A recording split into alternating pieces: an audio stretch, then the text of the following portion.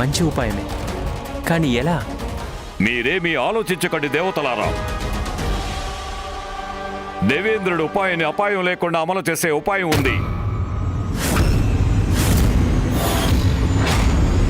ఆరంభం ఎలాంటిదైనా సరే ప్రతి జీవికి అంతం మాత్రం నా చేతుల్లోనే ఉంది. నేను నా వాహన మహిషాన్ని పంపించి అంతం చేస్తాను ఆ ఇద్దరి జీవితాల్ని.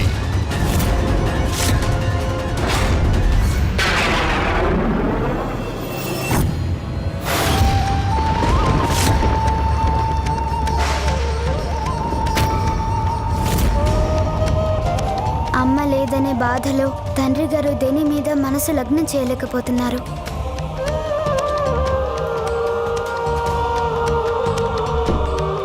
తండ్రి గారు. పుత్ర గణేశ, నా త్రిశూలాన్ని ఏం చేశావు? మీ త్రిశూలం ఎప్పుడు ఉండే చోటే ఉంది తండ్రి గారు.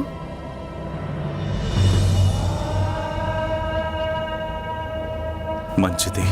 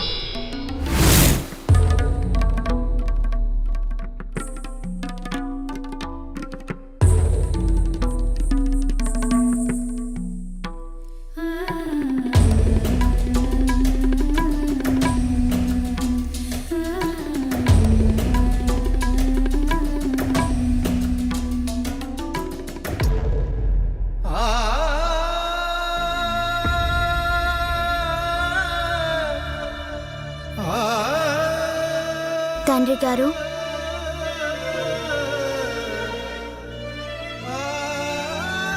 నాతో రండి తండ్రి గారు. ఎక్కడికి పుత్ర? పదండి, మనిద్దరం కలిసి భోంచేద్దాం రండి.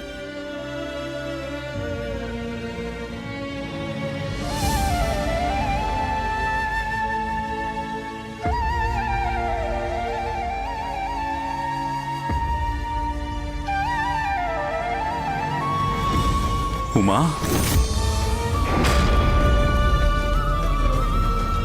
ఈ కైలాసంలో ఎక్కడ చూసినా నాకు ఉమే కనిపిస్తూ నా మనసుని కలవరపరుస్తోంది.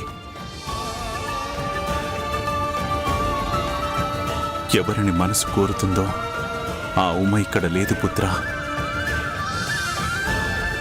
తను కాకుండా ఇంకెవరున్నా తను లేని లోటు తీరదు. అందువల్ల నన్నిప్పుడు ఒంటరిగా ఉండనివ్వు పుత్ర. తండ్రి గారు, నేను ఏదో విధంగా అమ్మని కైలాసానికి తీసుకురాక తప్పదు.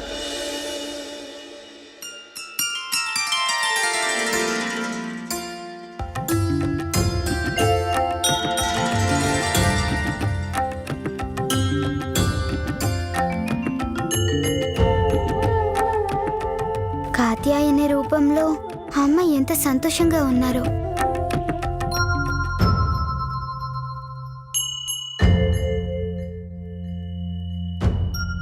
ఎవరక్కడా?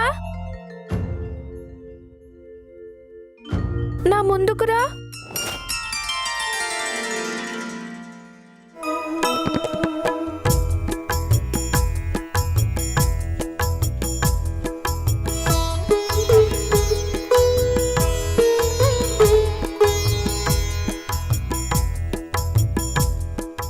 అమ్మ చూపుల్ని గమనిస్తుంటే తను నన్ను గుర్తించినట్టే కనిపిస్తుంది.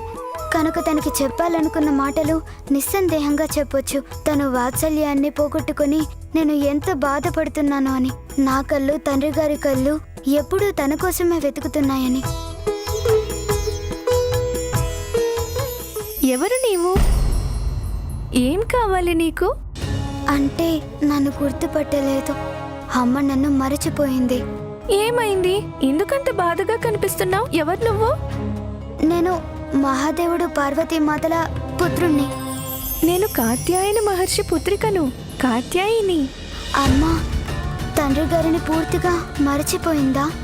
అంటే అమ్మ తండ్రి గారు ఇంకెప్పటికీ కలవరా?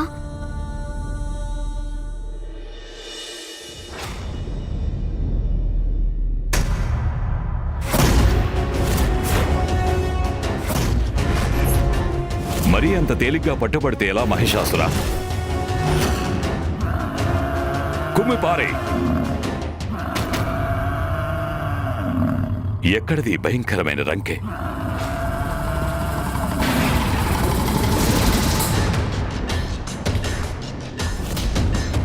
ఇక్కడికి వచ్చేంత ధైర్యం ఎవరికుంది?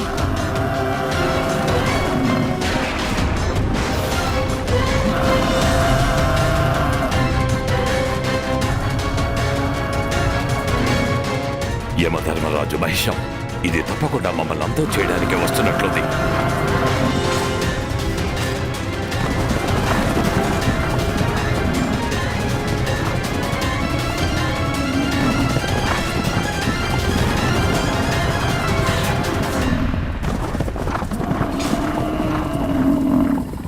పక్కకు జరుగు పుత్ర.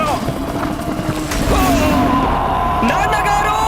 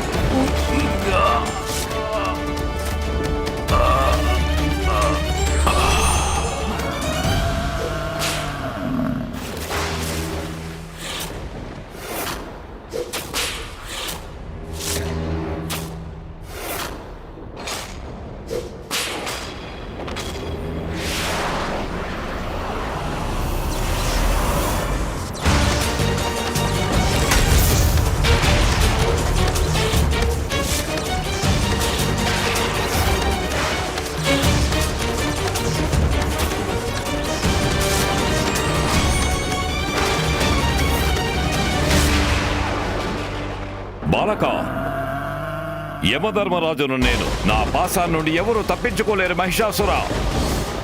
నా నుండి తప్పించుకునే ప్రయత్నం చేయొద్దు. చూసావుగా మీ తండ్రి మరణం. అధర్మానికి మూలం ఎంత గొప్పదైనప్పటికీ దాని అంతం ఇలాగే భయంకరంగా ఉంటుంది. నీకిదే నా హెచ్చరిక.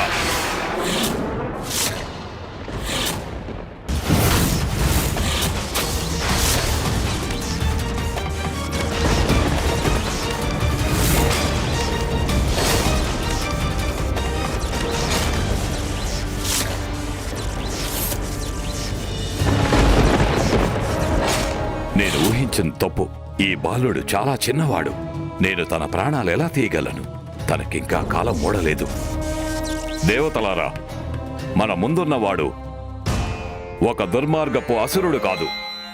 తండ్రి పోయిన దుఃఖంలో ఉన్న పసివాడు. అలాంటి వాడి ప్రాణాలు ఎలా తీయమంటారు? తమరి మాటలు సమంజసమే కాలయమా.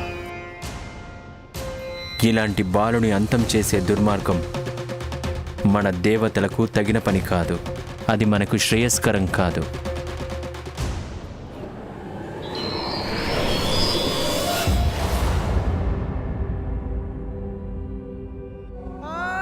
నాన్నగారు,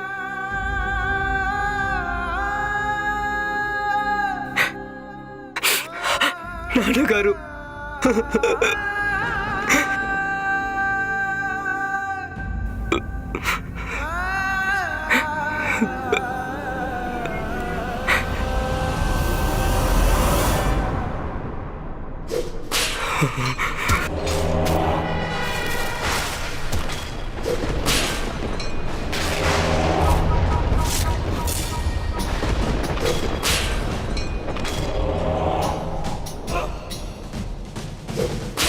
కాసుకోండి దేవతలారా, కాసుకోండి.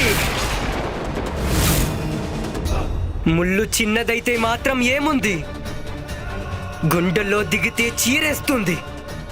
నన్ను ప్రాణాలతో వదిలిపెట్టి చాలా పెద్ద తప్పు చేశారు మీరందరూ. ఇప్పుడు నేను మీలో ఏ ఒక్కరిని వదలను. మా తండ్రి గారి అంతానికి ప్రతీకారం తీర్చుకుంటాను నేను.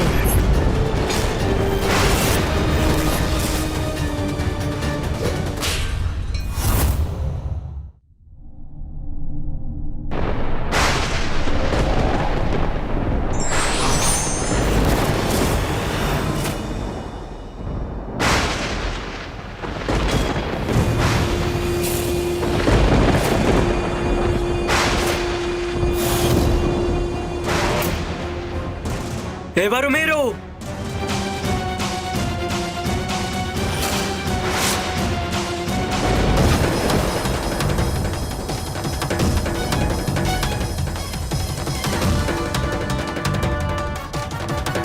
ఇక దేవతలు అనుభవించే సమయం దగ్గర పడింది. నన్ను భయపెట్టడానికి వచ్చారా లేక సహాయం చేయడానికి వచ్చారా? ఎవరు మీరు? మీ వివరాలు చెప్పండి.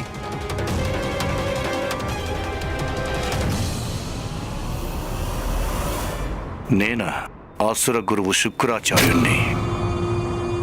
నీకు సహాయం చేయడానికి వచ్చాను పుత్ర. మీ తండ్రిని ఈ విధంగా కోల్పోవడం దురదృష్టకరం, బాధాకరం.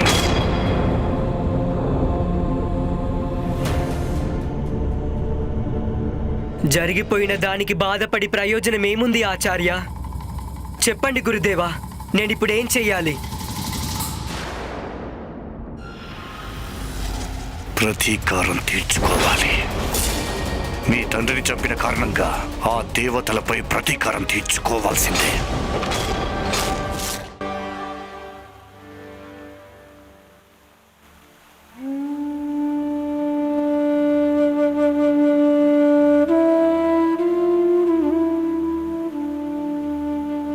నా మనసు ఆవేదనతో కుమిలిపోతుంది. మా అమ్మ నన్ను తన పుత్రుణ్ణి గుర్తించలేకపోతుంది. నేను మా అమ్మని చూడటానికి వచ్చాను, కానీ ఎలా కలవగలను? అమ్మని మళ్ళీ చూడటానికి ఏం చేయాలి? పుత్ర గణేశ, అమ్మా,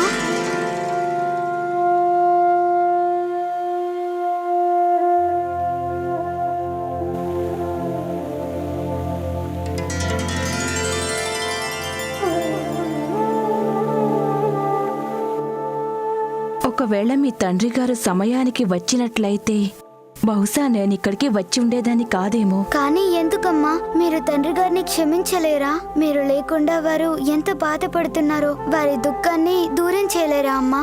రాకూడదు, ఎందుకంటే ఈ రూపం ధరించడానికి చాలా పెద్ద కారణం ఉంది.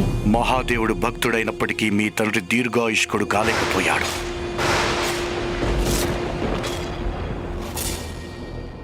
గుర్తుంచుకో పుత్ర, ఆ మహాదేవుడంతటి వారిచ్చిన వరంతో జన్మించిన కారణంగా నువ్వు అత్యంత బలశాలిగా రూపొందావు. కనుక దేవతల వల్ల నీకు జరిగిన అన్యాయాలన్నింటికీ ప్రతీకారం తీర్చుకోవడంతో పాటుగా స్వర్గలోకంలో అసుర సామ్రాజ్యాన్ని స్థాపించాలి. ప్రతీకారం తీర్చుకోవడానికి క్షణం కూడా అలసత్వం చూపించను గురుదేవా. వీరుడంటే నువ్వే. ప్రతీకారానికి సాధన చెయ్యాల్సింది నువ్వే. నీలో క్రోధాగ్ని జ్వాలలని నీలోనే రగులుతూ ఉండనివ్వాలి. మరింత శక్తిని సంపాదించు.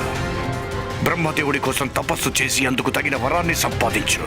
నిన్ను చూసి దేవతలు కూడా గడగడ వణికిపోవాల్సిందే. నువ్వు ఏం చెయ్యాలో తెలుసా నీకు?